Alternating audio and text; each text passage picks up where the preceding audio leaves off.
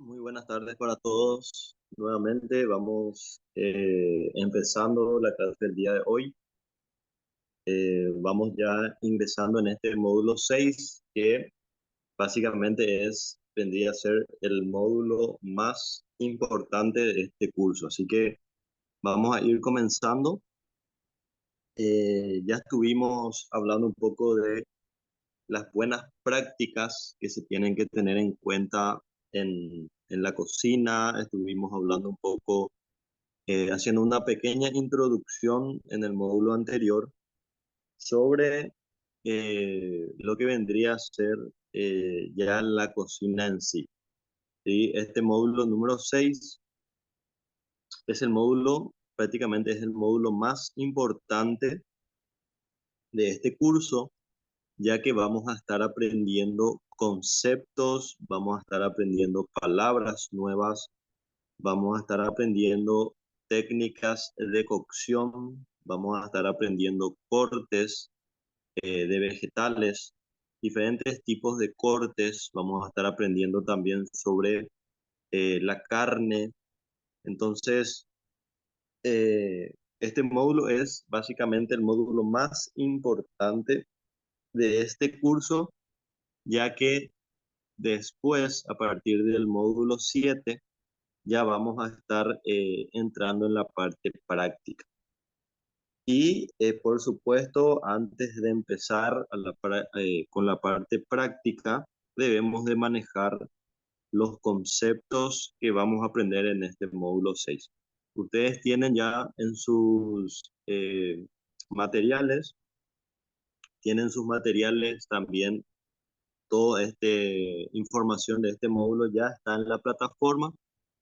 Entonces, para que ustedes puedan ir repasando, puedan ir mirando, por supuesto, puedan ir aprendiendo para que les sea más fácil poder leer y poder interpretar las recetas. Porque vamos a fijarnos que en las recetas ya vamos a estar utilizando ciertos conceptos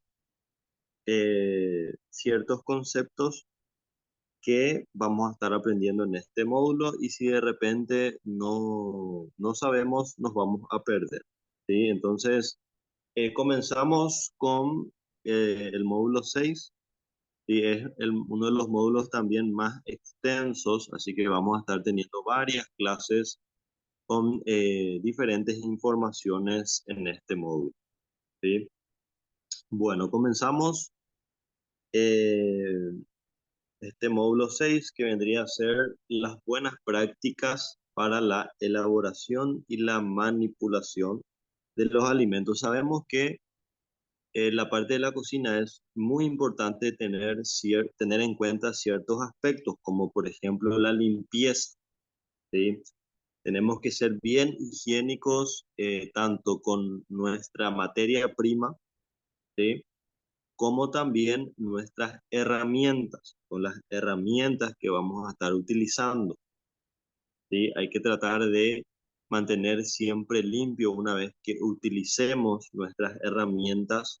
También a la hora de procesar nuestros alimentos, el segundo punto es la de cocinar bien, ¿verdad? Especialmente ciertos ingredientes que son un poco delicados, como por ejemplo las carnes.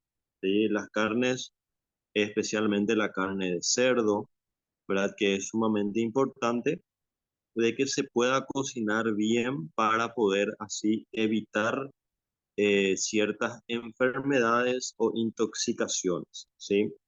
Otro punto también, y que vamos a estar aprendiendo en este módulo, es sobre los microorganismos, ¿verdad?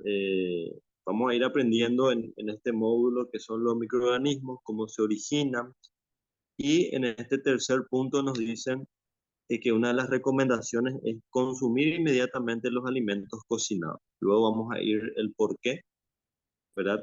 También guardar cuidadosamente los alimentos cocinados, si es que vamos a guardar en la heladera, vamos a refrigerar, entonces es importante guardar bien tapados, evitar que alimentos crudos tengan contacto con ya los alimentos cocinados.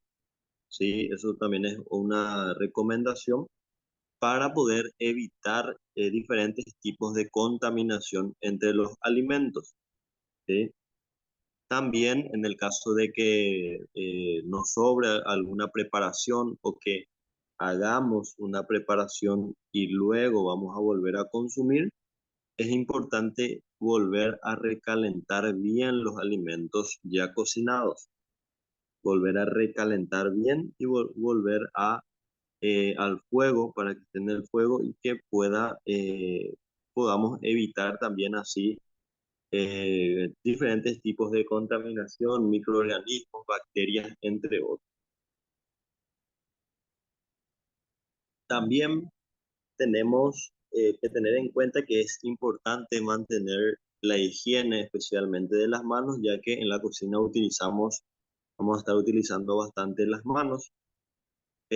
También mantener escrupulosamente limpia la superficie de la cocina, las mesadas o la mesa donde vamos a estar trabajando. También es importante mantener limpias para poder evitar atraer roedores, insectos, entre otros. ¿Sí? Mantener también los alimentos fuera del alcance de los insectos, roedores y otros animales. ¿A qué se refiere esto? En el caso de que compre una bolsa de harina, el alimento no tiene que estar, o la bolsa de harina no tiene que estar directamente sobre el piso. ¿Sí? Para eso tenemos estantes, para eso tenemos pallets, en el cual nos va a ayudar a que nuestros alimentos o nuestra materia prima no tengan contacto y no esté eh, en riesgo de poder estar en contacto con insectos, roedores o otros animales. Entonces es importante mantener fuera del alcance de todo tipo de insectos para evitar también una contaminación.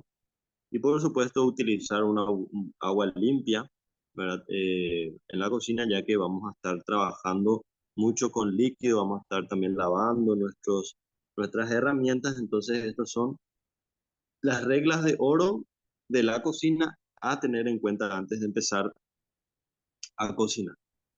Y seguidamente entramos a la parte de qué son los microorganismos. Sí, ya les estuve hablando un poco de por qué hay que calentar bien los alimentos o por qué hay que cocinar bien los alimentos. Bueno, acá tenemos la respuesta del por qué. Eh, Primeramente, aprender un poco qué son los microorganismos. ¿Sí? Podemos decir que los microorganismos son elementos microscópicos de diferentes formas y tamaños por las consecuencias de su actividad en relación con el hombre se pueden clasificar. ¿Sí? Tenemos tres tipos de microorganismos que en este caso son los patógenos, los banales y los útiles. ¿Sí? Los patógenos son los que originan una enfermedad en el hombre directamente por medio de sus toxinas. Luego tenemos los que son los banales, que no producen enfermedad, pero actúan en los alimentos y los alteran. Por ejemplo, le descompone más rápido a nuestro tomate, le descompone más rápido a las verduras. Y luego tenemos los útiles, que en este caso su actividad sobre ciertos componentes de alimentos producen sustancias beneficiosas para el hombre. Por ejemplo, la fermentación alcohólica es producida por un microorganismo útil, ¿sí? Luego tenemos la lactina, que gracias a este microorganismo se produce la maduración de los quesos y manteca. Luego tenemos la producción de ácidos orgánicos. ¿Sí? ¿Cómo llegan los microorganismos al alimento? ¿Verdad? Eh, los microorganismos están en todas partes, están en el aire, en el suelo, en la vestimenta, en los insectos, en los utensilios, en las herramientas de trabajo, incluso en el agua. ¿Sí? Entonces es prácticamente muy difícil de que un alimento, una materia prima o una herramienta no esté contaminado con un microorganismo. Es prácticamente imposible evitar que un alimento tenga microorganismos, pero sí podemos retener el crecimiento de los microorganismos, teniendo en cuenta algunos aspectos que voy a estar enseñando seguidamente. ¿Cómo podemos darnos cuenta si si un alimento tiene microorganismos? ¿Sí? A veces los alimentos tienen olores y sabores extraños. Por ejemplo, compramos una carne y dejamos sobre la mesa unos 2, 3 días sin refrigerar y vamos a encontrar que ese pedazo de carne tiene un olor, ya va teniendo un color diferente. Entonces quiere decir que ya tiene una buena cantidad de microorganismos que, por supuesto, al consumir me pueden generar una enfermedad, ¿sí?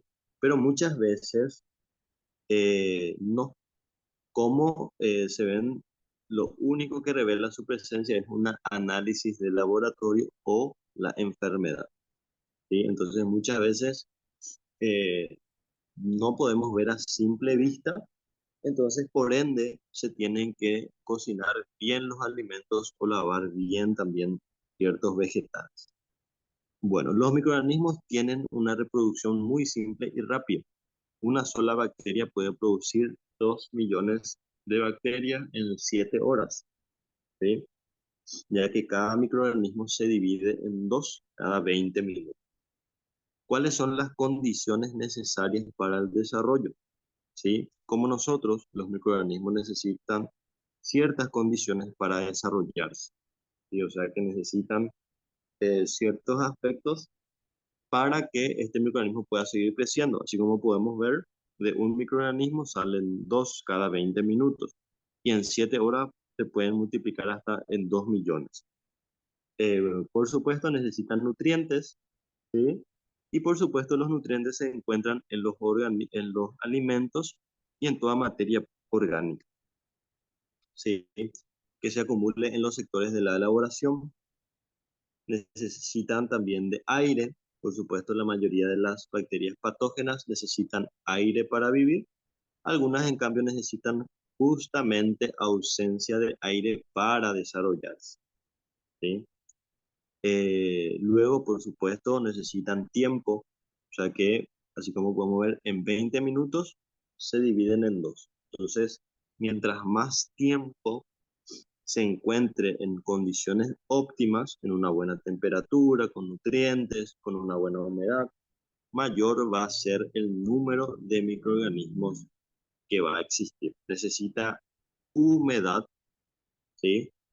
Todo ser vivo necesita agua pura para desarrollarse. La mayor parte de los alimentos naturales la contienen en su composición, pero también influye la humedad del ambiente, ¿sí? Necesitan acidez, está relacionado con ciertas sustancias, por ejemplo, limón, vinagre, mata la mayoría de los microorganismos. Estos se desarrollan a pH, escala de acidez cercanos a 7 o sistemas neutros sin acidez. Y por supuesto, temperatura, ¿sí? La temperatura óptima para el desarrollo microbiano se encuentra entre los 5 a 60 grados Celsius. Por debajo de los 5, los microorganismos duermen o se detienen. Por eso es que los alimentos, ciertos alimentos nosotros guardamos en la heladera y normalmente la heladera está a una temperatura de 5 o -5. Entonces, ¿qué hace? Eso retrasa el crecimiento de los microorganismos. O sea que si yo a temperatura ambiente mi carne se descompone en, no sé, en 1 a 2 horas, a una temperatura de menos de 5 grados va a retrasar ese proceso y mi carne va a durar más. Luego tenemos la temperatura de congelación, que en este caso, bajando a los -15, -18, llegan a latencia. ¿Qué quiere decir eso? Detienen su proceso, no mueren, pero sí se detiene el crecimiento. A diferencia de estar en la ladera solamente refrigerado, hace que tarde más tiempo en reproducirse, pero el congelamiento hace que se detenga su proceso de crecimiento. O sea que por eso es que un pedazo de carne al congelar me puede durar eh, meses, hasta máximo 3 meses me puede durar un trozo de carne, por supuesto congelado para que sea óptimo para consumir. Por eso es que congelamos cierta materia prima para poder extender su vida útil. Y por encima de los 65 grados se muere. ¿Qué quiere decir eso? Al cocinar los alimentos, mueren todos los microorganismos, por eso es que hoy en día para poder comer algo se cocinan los alimentos. Por tanto, para evitar el desarrollo microbiano, se manejan las condiciones de almacenamiento y manipulación de los alimentos. Por eso es muy importante que eh, nosotros podamos trabajar en la cocina, no solamente manejar las técnicas de cocción, saber cortar, saber manejar las herramientas, sino que también el por qué es importante para que yo pueda saber guardar mi materia prima. ¿Por qué? Porque si yo desperdicio un pedazo, 1 kilo, 2 kilos de carne, estoy perdiendo plata. Entonces, por eso es que tenemos que manejar qué es lo que pasa con los alimentos si es que no eh, tenemos los cuidados correspondientes trabajar, para poder trabajar con ellos. Así que por eso es sumamente importante que podamos identificar esto cuando hacemos las compras. Inmediatamente tenemos que refrigerar los alimentos, tenemos que poner en condiciones óptimas para que mi alimento pueda estar sano, sea apto para consumo humano, ¿sí? Entonces, eh, por eso es que es muy importante también cocinar bien los alimentos, especialmente las carnes. Y por eso es que una de las reglas de oro es cocinar bien los alimentos, entonces así evitamos la intoxicación y evitamos enfermedades al comenzar, ¿sí?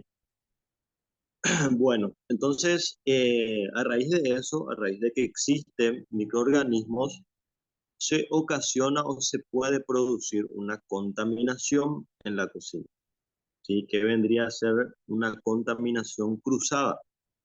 La contaminación cruzada se conoce como contaminación cruzada al proceso el cual los alimentos entran en contacto con sustancias ajenas, generalmente nocivas para la salud. Un ejemplo típico de contaminación cruzada es el contacto de la sangre de la carne con alimentos cocidos. Por eso es que, bueno, supongamos que voy a hacer una ensalada de arroz.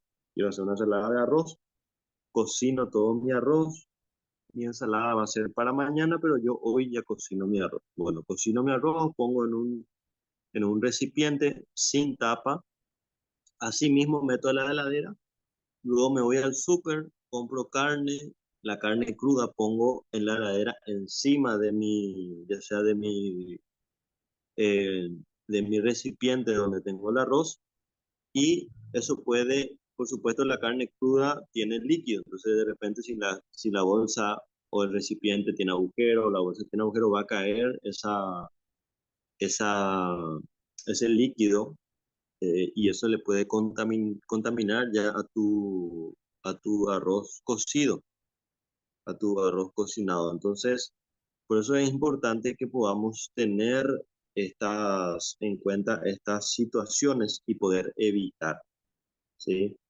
La sangre cruda en algunos casos contiene Escherichia coli, y la bacteria que da el origen al síndrome urémico hemolítico. Por eso es muy importante que se pueda separar también los alimentos de acuerdo a su tipología, ¿verdad? Obviamente la carne cruda no puedo colocar con mis verduras. ¿Por qué? Por la misma situación.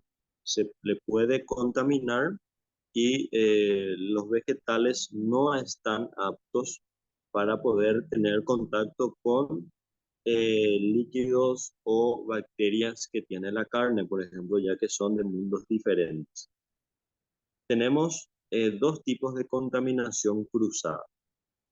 Tenemos la contaminación cruzada directa, y la contaminación cruzada indirecta. La contaminación cruzada directa se da cuando un alimento limpio entra en contacto directo con un alimento contaminado. Por ejemplo, poner las verduras en el mismo recipiente donde se pone la carne.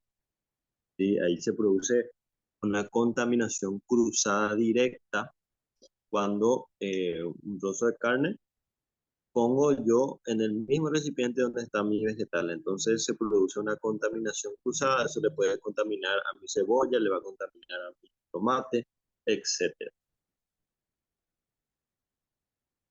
Seguidamente tenemos la contaminación cruzada indirecta, que es la más frecuente y difícil de controlar.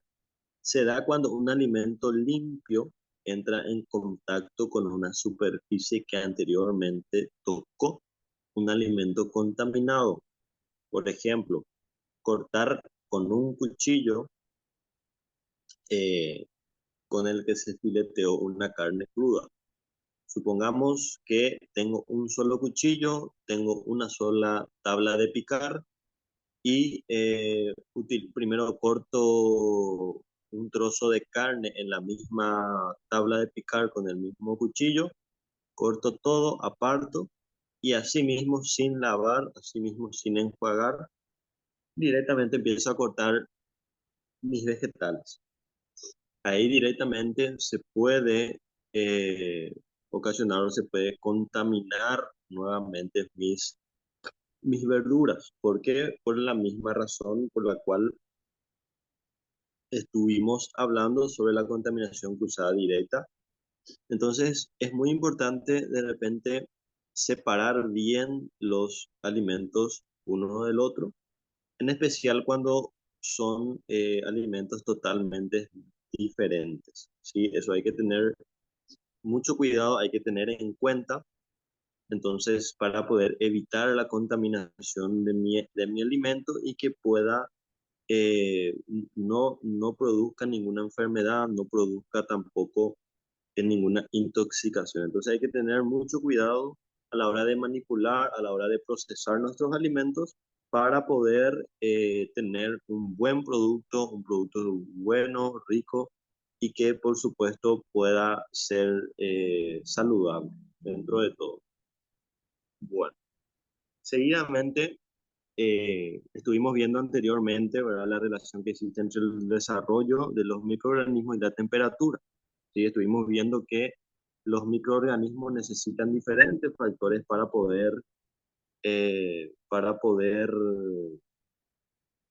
que pueda evolucionar, pero necesita que sea en la temperatura esté óptima a partir de los 5 grados para arriba hasta los 65 es una temperatura de riesgo, entonces el microorganismo se va produciendo tranquilamente. Entonces hay que tener en cuenta estos aspectos.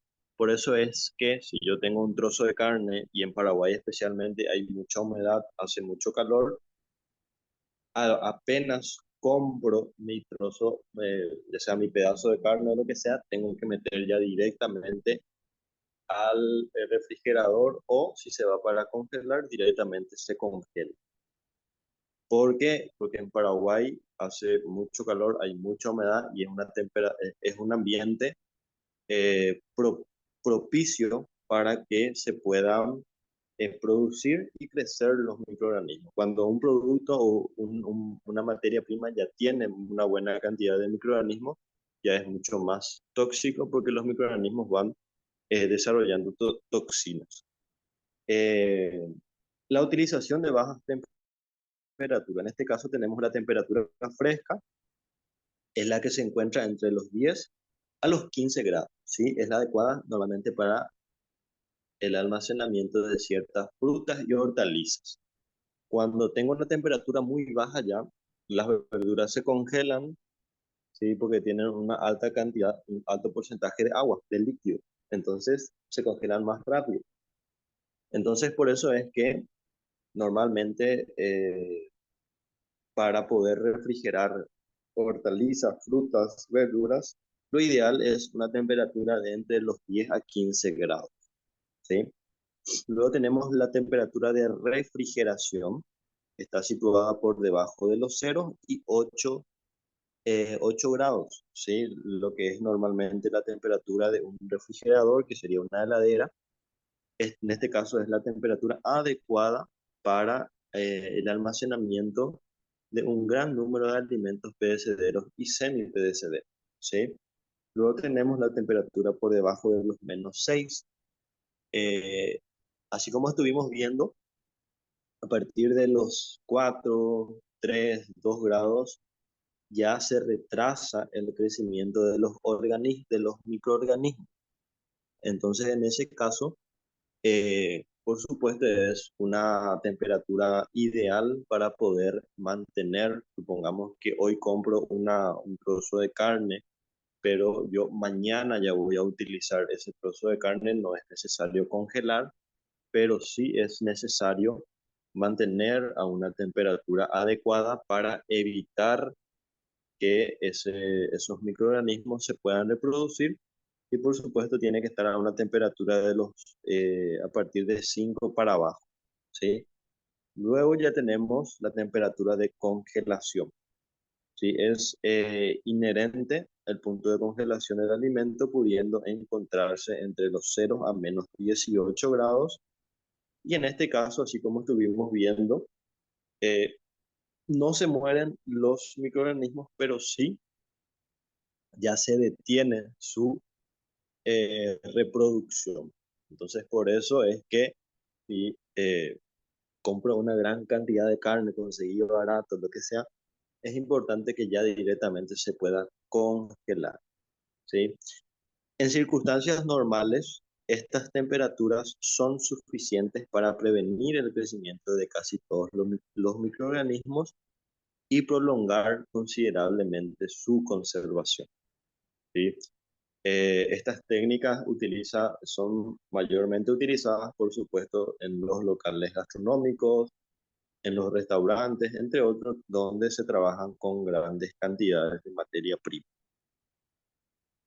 Bueno, luego tenemos un concepto muy importante que normalmente se escucha, es la cadena de frío, ¿sí? Se denomina la cadena de frío al mantenimiento de la temperatura de un alimento perecedero durante todo el proceso, desde la producción de la materia prima, el transporte y el almacenamiento, ¿sí? En este caso, la cadena de frío sería mantener siempre la misma temperatura de un alimento desde su producción hasta que se utilice en una comida o en una preparación. Durante la etapa de elaboración, en algunos casos, se recibirá la temperatura de cocción adecuada, y de ahí en más, dependiendo si se consuma frío o caliente, tendrá que seguir un proceso adecuado, ¿sí? Debe mantenerse en frío a una temperatura inferior de los 7 grados para exhibir en una góndola o lanchonette, o deberá recalentar a una temperatura superior de 65 en, por supuesto, en el fuego o para un servicio de catering o lo que fuere, para posteriormente ser servido. Todo esto siempre manteniendo las características organolépticas del alimento. ¿Qué vendría a ser las características organolépticas? Vendrían a ser que tiene que tener el sabor adecuado, tiene que tener el olor adecuado, el color adecuado. Por ejemplo, no puede ser un trozo de carne, no puede tener un color medio azulado. O sea, tiene que tener el color adecuado de una carne. Una cebolla tiene que tener un buen color, no puede tener un olor raro o un color diferente, ¿sí? Entonces a eso se refiere características organolépticas adecuadas. Se debe conservar la cadena de frío y evitar que los alimentos se encuentren en el rango óptimo de temperatura durante más de 30 minutos. ¿Qué quiere decir esto? Por eso es que siempre se recomienda, si me voy a ir al supermercado, me voy a ir a hacer compras, lo ideal es que la parte de carnes, especialmente carnes, se pueda comprar al último. ¿Por qué? Porque si me voy al supermercado y compro primero la carne, saco la carne ahí de la góndola o donde está exhibido y va a empezar a entrar a una temperatura óptima para que se pueda producir microorganismos. Entonces se puede cortar la cadena de frío y ya puede entrar en la temperatura de riesgo donde se producen enfermedades, donde se produce el crecimiento de los microorganismos. Por eso es que es importante a la hora de ir a hacer compras, siempre se compre por último todo lo que necesite refrigeración, entonces va a estar menos tiempo fuera de la heladera o del congelador. Entonces es importante que al llegar de hacer las compras se pueda directamente refrigerar lo antes posible. Entonces, eh, esta parte es sumamente importante porque podemos evitar diferentes tipos de accidentes, enfermedades, intoxicaciones y malos ratos que podemos ocasionarle a nuestros clientes. Bueno, tenemos las diferencias o los diferentes tipos de contaminación que pueden ser contaminación vegetal, contaminación física, contaminación química y contaminación microbiológica. ¿Sí? La contaminación vegetal es en el caso que accidentalmente, sin querer, se mezcle una planta tóxica con otras que no son, ¿sí? Luego tenemos la contaminación física, que normalmente sucede cuando de forma accidental se mezcla una sustancia o elemento extraño con el alimento que estamos preparando, ¿sí? Por eso no se debe usar anillos, prendedores, collares, etcétera, en la cocina, por supuesto, para evitar que de repente se caiga, de repente sin darnos cuenta entre en nuestro producto y le pueda contaminar, ¿sí? Tampoco no se debe utilizar en la cocina uñas postizas, no se puede fumar durante se está trabajando mientras se esté preparando los alimentos. Luego tenemos la contaminación química. Este tipo de contaminación puede ser causante de graves problemas, ya que se observa a simple vista. Esta se produce cuando un alimento toma contacto con sustancias químicas extrañas al mismo durante el almacenamiento, procesado, envasado o transporte. Además, suele ocurrir que al hacer uso de un aditivo o hacer su disolución, se equivoque el porcentaje, con las consecuencias fáciles de imaginar. Y después de una desinfección puede suceder que no tenga la precaución de limpiar correctamente los utensilios a utilizar y el resto de plaguicidas contamine los alimentos. Por ejemplo, supongamos que no se lavó bien una herramienta, se quedó con un poco de detergente, entonces eso también puede ser una contaminación química o sin querer se derrame el detergente de nuestra preparación. Para todo eso hay que tener en cuenta a la hora de estar trabajando un, con un producto, un alimento. Y por último tenemos la contaminación microbiana, que es la contaminación más común en los procesos gastronómicos. Se produce cuando un alimento, por supuesto, contiene microorganismos patógenos o bien microorganismos no patógenos en número elevado. Generalmente es debido a la falta de capacitación de los manipuladores de alimentos, que es lo que ya estuvimos eh, hablando, ya estuvimos viendo. Y en este caso tenemos la contaminación por error de manipulación. Esto implica aplicar medidas de higiene en toda la línea de elaboración del producto, o sea, desde la recepción del alimento, elaboración y fraccionamiento hasta que se exhibe para la venta. Y es importante que el personal tenga en cuenta todo esto que estuvimos hablando y también mantener sectorizado en la heladera o en una cámara, si tenemos una cámara frigorífica. Y en este caso, en la heladera, por ejemplo, hay un criterio para poder poner ya sea en los estantes de almacenamiento o en la heladera en sí. Como podemos ver, las heladeras tienen divisorias y la recomendación para poder agregar es la siguiente. Primeramente, tienen que estar arriba los alimentos terminados, ¿sí? En el medio los alimentos semi elaborados y abajo los alimentos crudos. ¿Por qué?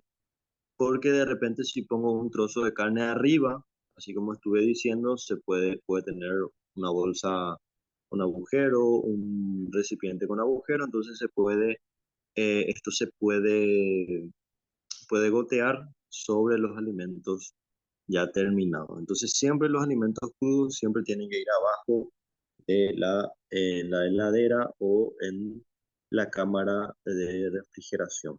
¿Sí? Eso también es una recomendación. Entonces, hasta este punto vamos a estar aprendiendo el día de hoy, ya para seguidamente la plataforma y realizar